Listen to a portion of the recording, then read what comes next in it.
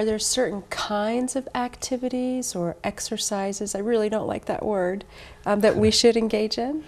Lots of us don't like the word exercise, but there are no bad exercises provided that the next day that you don't feel terrible, I suppose. I think that the best exercise is walking. The next exercise that's equally as good is useful labor, gardening, mowing your lawn, tending the flowers, shoveling the snow.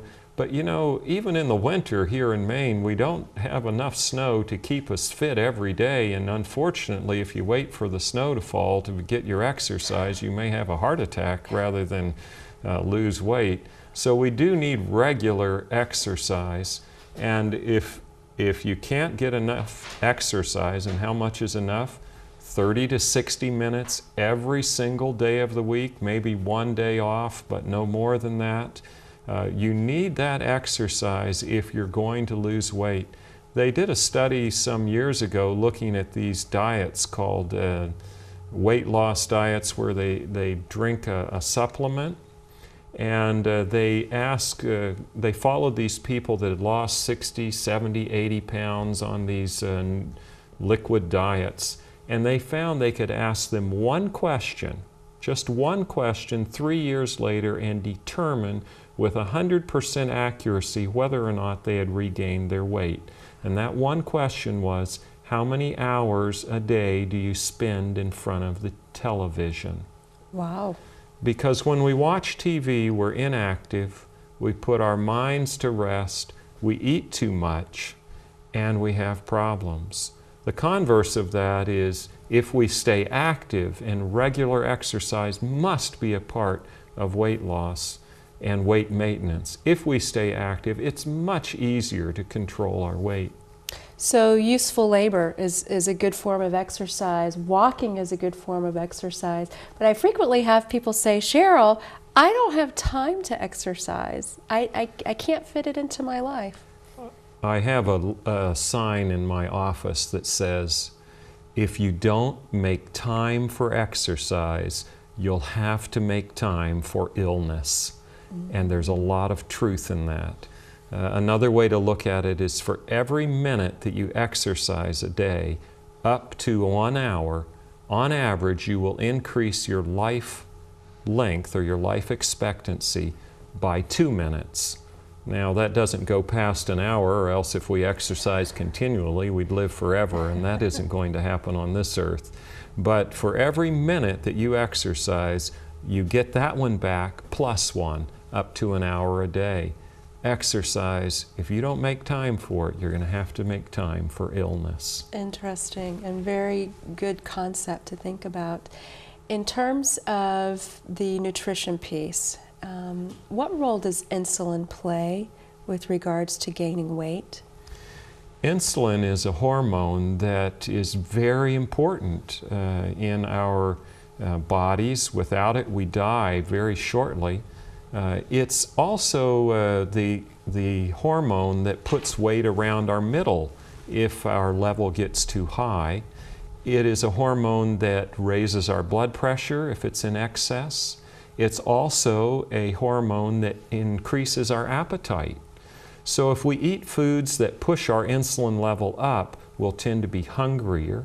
We'll tend to overeat as well, and those foods are refined carbohydrates. If you look at the world, not just the United States, but the world in general, you will find that today obesity is epidemic.